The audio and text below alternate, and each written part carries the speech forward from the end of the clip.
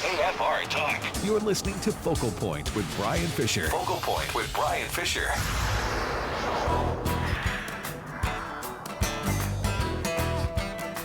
Hi, and welcome back to Focal Point.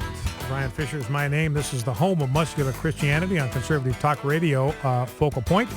Remember, we just played that soundbite from Chris Matthews talking about how Republicans are too dumb. We're just not bright enough to recognize how nuanced public policy is. Democrats are sophisticated. They are enlightened. They are intelligent. They are bright.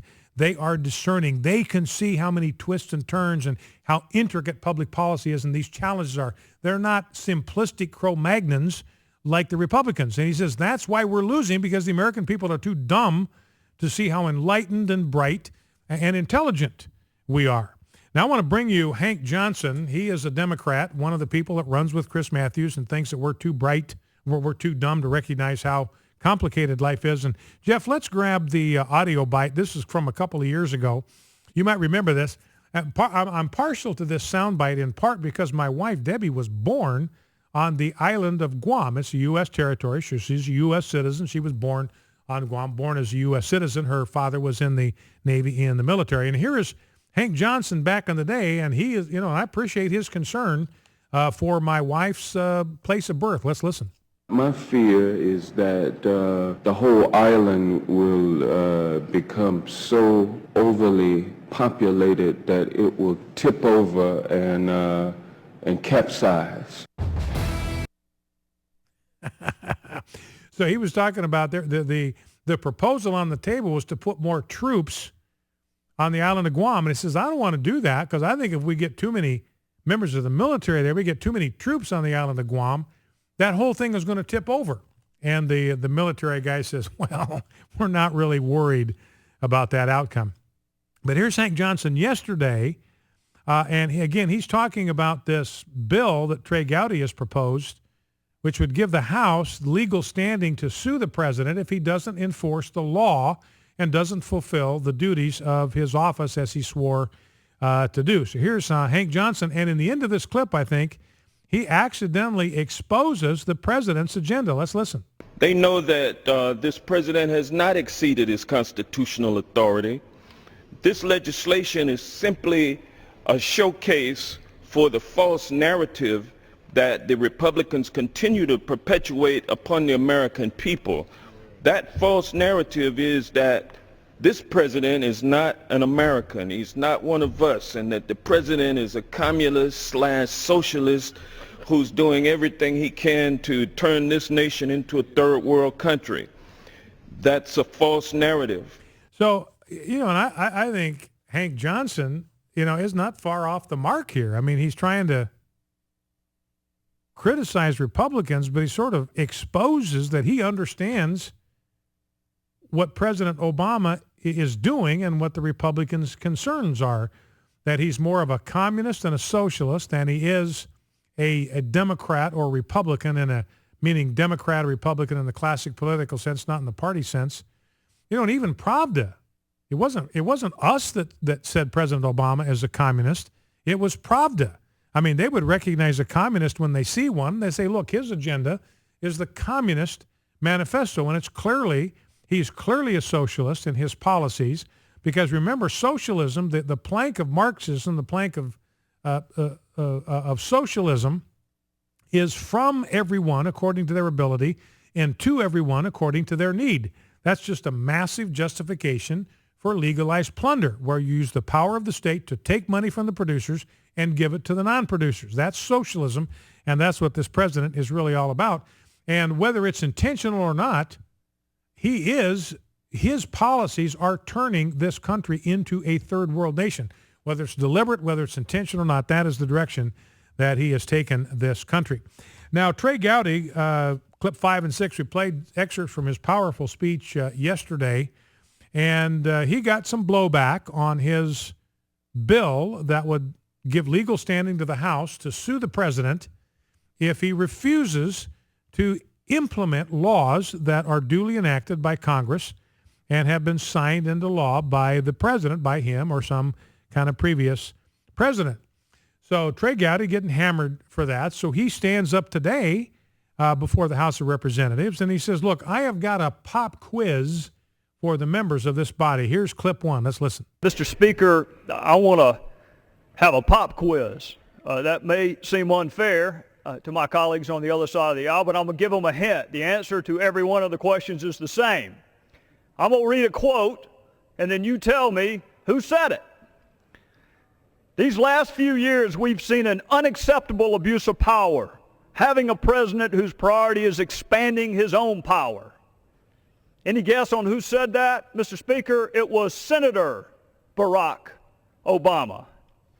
Here's another one. No law can give Congress a backbone if it refuses to stand up as a co-equal branch. The Constitution made it. Senator Barack Obama. What do we do with a president who can basically change what Congress passed by attaching a letter saying, I don't agree with this part or that part? Senator Barack Obama. And then here is clip number 2 where he continues with his pop quiz. I taught the Constitution for 10 years. I believe in the Constitution. Senator Barack Obama. And my favorite, Mr. Speaker, one of the most important jobs of the Supreme Court is to guard against the encroachment of the executive branch on the power of the other branches. And I think the Chief Justice has been a little too willing and eager to give the president more power than I think the Congress or the Constitution originally intended. So my question, Mr. Speaker, is how in the world can you get before the Supreme Court if you don't have standing? What did the president mean by that when he looked to the Supreme Court to rein in executive overreach? If you don't have standing, how can you possibly get before the Supreme Court? So my question, Mr. Speaker, is what's changed? How does going from being a senator to a president rewrite the Constitution? What's different from when he was a senator? So again, Trey Gowdy bringing it. He's one of my heroes up on Capitol Hill. He's a take no prisoners guy, my kind of guy. Now, clip number 7, President Obama admitting something that he's admitting here that when the Washington Post, or was PolitiFact, called his promise that you could keep your doctor if you like him the lie of the year. Remember PolitiFact, they said this is the lie of the year. You look at all of 2013, you want to pick one whopper that was told by a politician that is the biggest whopper that anybody told in 2013. It is the statement, if you like your insurance, you can keep it. If you like your doctor, you can keep it. Here is President Obama doing an interview with WebMD admitting that he did lie when he said that. Let's listen. But for the average person, many of folks who don't have health insurance initially, they're going to have to make some choices, and they might end up having to switch doctors, in part because they're saving money. Stop right there. Rob, let's rewind it. I'm going to play it again. But that's President Obama saying, look, under Obamacare, you might end up having to switch doctors. So President Obama admitting that promise he made, you like your doctor, you can keep him, was total. Is total bilge. It's swill. There's nothing to it. It was an empty promise. Didn't mean anything. Here's the complete soundbite. But for the average person, many of folks who don't have health insurance initially, they're going to have to make some choices, and they might end up having to switch doctors, in part because they're saving money. But that's true. If your employer suddenly decides, we think this network's going to give a better deal, we think this is going to help keep premiums lower, you've got to use this doctor as opposed to that one, or this hospital as opposed to that one. The good news is in most states, people have more than one option. And what they'll find, I think, is that their doctor or network or hospital that's conveniently located is probably in one of those networks. Now, you may find out that network's more expensive than another network, and then you've got to make a choice in terms of what's right for your family. All right, so that's President Obama. Look, you might have to switch doctors. If you have to use this doctor, the hospital says, as opposed to that one, so you may have to find a different doctor. You may have to find a different hospital. So President Obama admitting that all of those promises about the wonderful choices that you would have under Obamacare, ability to keep your insurance, keep your doctor. None of it, it turns out, was true.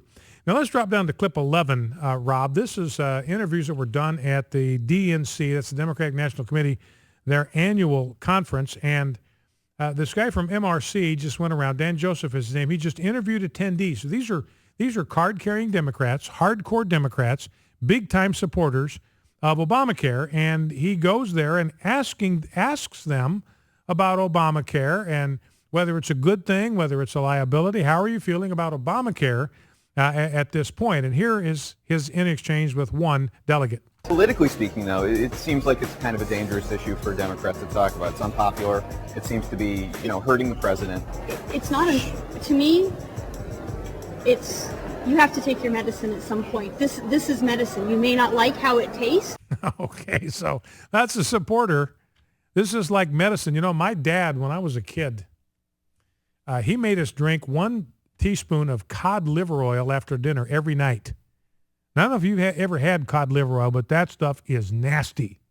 And again, Dad says, look, you need to take your medicine. You might not like it. It might not taste good, but trust me, it's good for you. So here is an Obama supporter. This is like cod liver oil. It might make you upchuck, but trust me, we think it is good for you.